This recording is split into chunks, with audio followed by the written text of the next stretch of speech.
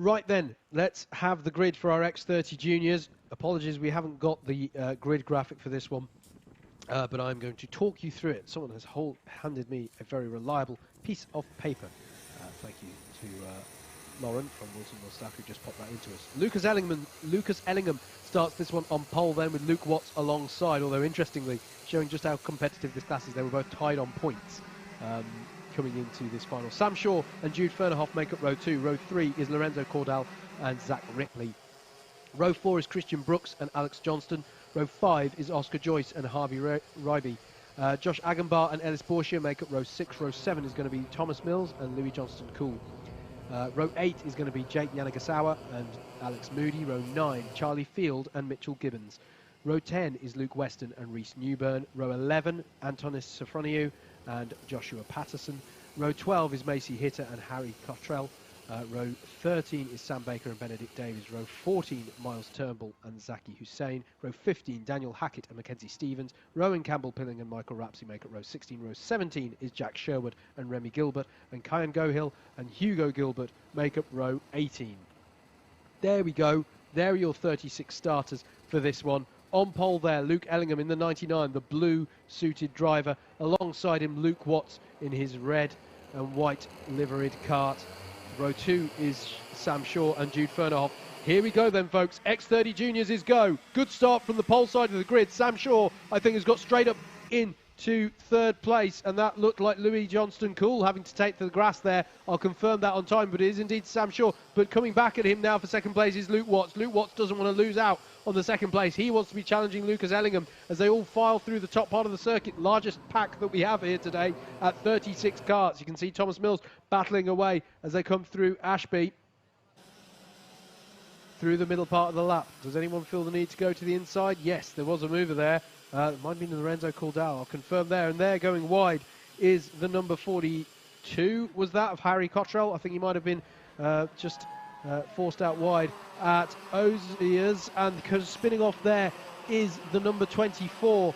That's Lorenzo Cordal, who's been sent round there. Will have to rejoin safely, but will have dropped well down the order. Lucas Ellingham it is who leads. Luke Watts did get the second place back off Sam Shaw. Jude Fernerhoff in 4th. Zach Ripley in 5th. Oscar Joyce in 6th. 7th is Alex Johnston. Harvey Ribby in 8th as they come through in lap number 2 here. Good start from Ellingham. This is exactly what he would have wanted.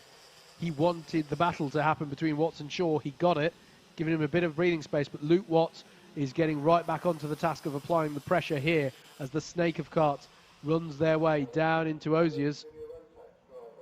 Great start for Zaki Hussein and Benedict Davies, both making up 7 places on that first lap. And there's an issue there for the 36 kart of Sam Baker, so disappointment for Baker. He's walking away from the kart. I presume that kart looked like it was on tarmac. I presume it's safely on one of the cut-throughs or something there. Yeah, it is. It's on the Indy cut-through. You can just see it just in the top left corner there of shot. As there is a move on... where is that in the field? That was a tiny move there on the 33 of Macy Hitter. So I think that might have been Yanagasawa there making the move as they come down into Oziers. But with our leaders, though, Luke Watts really applying the pressure on Lucas Ellingham here in the early stages. Sam Shaw staying with them. And then it's Jude Fernerhoff in 4th place. And then the battle over 5th, Zach Ripley. Oscar Joyce to the front of that now. Zach Ripley in 6th, Harvey Reby behind them. Isn't it interesting? We seem to get these breakaway groups about 3 or 4. That seems to have been the dynamic today. Not too much field spread here. Really great to see close fighting throughout the field in this 36 kart. Well, 35 kart now field, because unfortunately Sam Baker has come to a stop. As that looked like Joshua Patterson putting a move on Zaki Hussein into Ashby. Really nice braking into there. And this is for the lead. Watts down the inside of Ellingham. Texpert overtaken to the boot, but Ellingham's going to come back to him. Try and duck under, but the gap isn't there for him. And the lead goes the way of Luke Watts as they come round to complete lap number 4. Great change for the lead there. Textbook overtake, under braking into the boot. But we know how racy Ellingham has been today, and he will look for an opportunity. Look how close he is coming up the hill. Sam Shaw ready to pounce should the opportunity arise as well in 3rd place. And Jude Fernerhoff with no pressure at the moment from behind, is ready to jump in to the fight as well. Down through Wilkins into Osiers again. Oscar Joyce still leads Zach Ripley over that 5th place battle. You'll see it in the back of shot, just as on some of the longer shots. Luke Watts, Lucas Ellingham, Sam Shaw, through paddock they go. Jude Fernerhoff in 4th, and then it's Oscar Joyce. And Harvey Ribby has got by Zach Ripley now for 6th. Thomas Mills and Christian Brooks have got past Alex Johnston as well. So Johnston down to 10th place on that lap. We'll be looking to make that back up. Joshua Patterson and Jack Sherwood as well have just got past Rowan Campbell-Pilling. That's in the battle over 20th place, 20th, 21st, 22nd. And Harry Cottrell has just got past Michael Rapsey as well. That's over 24th place. Plenty of position changes throughout the field. 7.5 minutes to go of this one. And now Sam Shaw putting some pressure on Lucas Ellingham. Ellingham, slightly different line through the boot there. Went a bit bolder in the second phase of it, shooting for that second apex. That's going to give Shaw a good run up the hill. I'm not sure it will be enough to create the overtaking opportunity.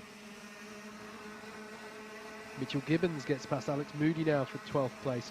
And Ribby gets past Joyce for that 5th place battle. So that train of carts battling over 5th place is now headed by Harvey Ribby with Oscar Joyce, Zach Ripley, Thomas Mills. Here it is, Thomas Mills, they're battling away. That is with Zach Ripley right there, and Christian Brooks trying to get by him as well. We look back at the leaders, but this is that battle over 5th place. Ribby from Joyce. Then Thomas Mills has been taken by Zach Ripley now, so it's Ripley in 7th in that high-vis yellow and blue. Thomas Mills in the blue, white and red helmet, and then Christian Brooks there in the other blue and high-vis yellow liveried cart.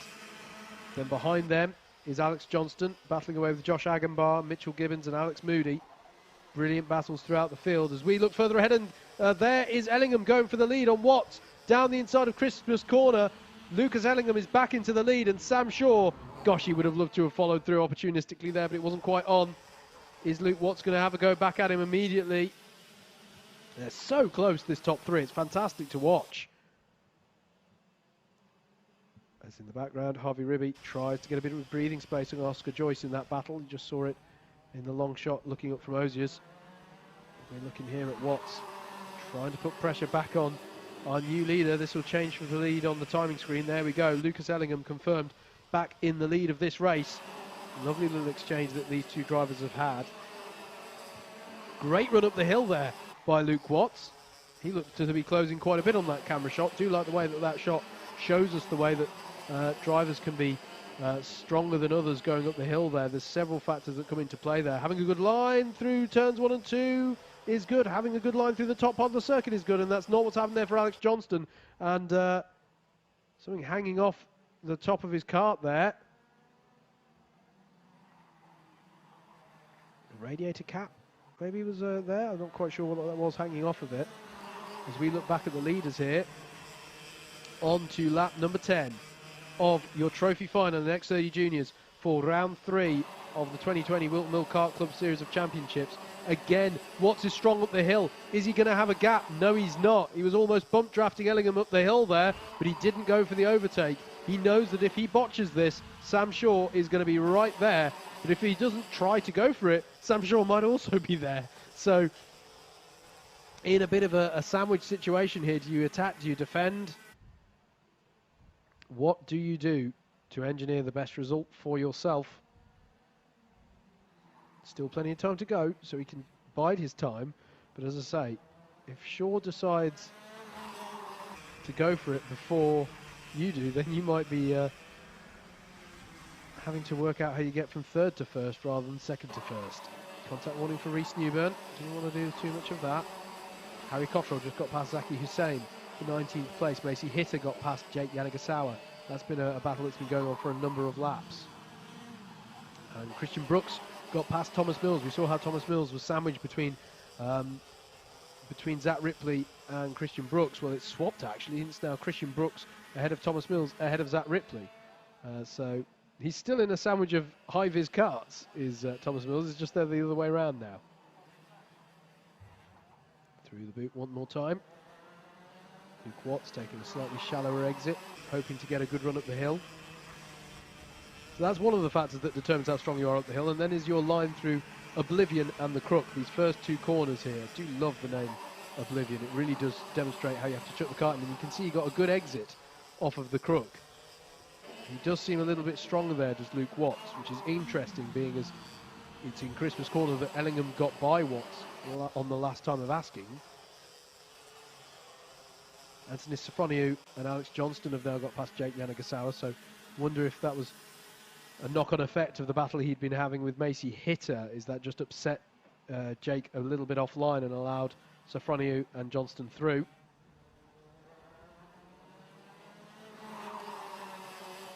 Through paddock corner, onto a new lap then for the top three. Jude Fernerhoff just losing touch a little bit with this front group, but make no mistake, if they start battling away, Fernerhoff may get an opportunity yet. You can see how much Lucas Ellingham is almost willing his cart up that hill. He's pushing his head forward. It's not quite what we see called the shrimping technique, where you duck your head to gain an aerodynamic advantage. And here he goes, the move into Wilkins. Luke Watts down the inside of Wilkins. They love doing that today, having a go from second place on the race lead into Wilkins. They must feel they can just catch the leader by surprise. Beautifully neat move, possibly the neatest example we've seen of it as well. And Luke Watts goes straight to the lead. Lucas Ellingham doing well to not lose any of his rhythm there, not expose himself to an attack from Sam Shaw. Accepted it, let it happen. Feels that he'll come back to it. And now Sam Shaw closes up. Clearly the drag helping here. He's going to try immediately again into Christmas Corner. And he's going to go side by side. He's going to squeeze Watts on the exit. And he's got the job done. And what that's done is throw Watts straight to Sam Shaw. But Sam Shaw couldn't do anything with it that time. You can see how Jude Fernerhoff caught up just a little bit there. Through Oziers onto the back straight. Two beautiful moves from our top two runners in the last lap and a half. And we've seen the lead swap twice as a result. You'll see Ellingham go back to the top of the timing sheets there. 1 minute and 5 seconds to go, plus a lap. So they should get, this is the anti-penultimate lap, I believe. We'll have 3 more through the top of the circuit this time. Harry Cottrell has just got past Sofroniou and Benedict Davis. That's in a battle over 16th place. Close fight as well over 5th place. I've mentioned the Harvey Ribby battle. Not been too many changes of position recently, but it's still raging away between Ribby, Joyce, Christian Brooks, Thomas Mills, Zach Ripley. They're all in there. Run from Watts for the lead, and he's down the inside of Christmas Corner, and that's not the first time we've seen this one, I think. So Watts back to the lead as well. Brilliant stuff this. They're changing the lead every single lap, and you cannot discount Sam Shaw. You cannot discount Jude Fernerhoff. This is the penultimate lap. This time it's going to be Ellingham who has the drag, and he's been so strong into Christmas. Watts feels the need to go defensive. Ellingham, he doesn't know whether to attack or whether to go back over to the left, lest he expose himself to attack from Sam Shaw, but it stays as they were. Down into Ashby. Does he have an option there? No, the gap closes for him there. Look out for Sam Shaw. Now he pounces out of Ashby, getting past Ellingham. Beautiful judgment. He's going to go down the inside of Ozias Shawley. No, he doesn't. Can't make it work. And I really thought that we were going to see Shaw go for the lead there. Is there anything on into the boot? Can't open up the gap. Watts is positioning his cart beautifully, creating the widest cart in all of Northamptonshire this afternoon.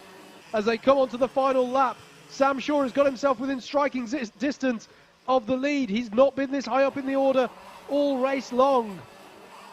How is he up the hill? He's gaining. He's gaining on Watts. Watts is going to have to go defensive. Almost all of the top 4 go to the inside, and that's going to allow, as it has allowed, Jude Fernerhoff to catch up to the back of them, taking the conventional racing line. Shaw has a look into Ashby, can't make it work again, and Shaw surely can't get away with so many of these attempts. He's going to try into Wilkins, but that's going to open the door surely to Ellingham, into Ozias. No, because Shaw's going to go on the attack into Ozias, coming onto the back straight. Luke Watts is still somehow in the lead of this one, playing it beautifully into the boot. What's going to happen here? Luke Watts is going to be allowed to get away because Sam Shaw has had to go defensive against Lucas Ellingham, and Jude Fernerhoff is going to try everything he can, but he is going to be Luke Watts who takes the win. Sprint to the line here. It's Sam Shaw who takes second. Lucas Ellingham is 1/10 of a second behind him in third. Jude Fernerhoff in fourth, and we've got a flipped cart here at Ashby on the last lap. Drama up at Ashby. Not sure what's happened there. I can see that Jake Yanagasawa and Charlie Field are both dropping down the order, so I have to hypothesize that the incident involves those two drivers. The marshals immediately on the scene, which is good to see, and it is the 46 which is involved. That's Charlie Field, who's flipped over. Dramatic finish here.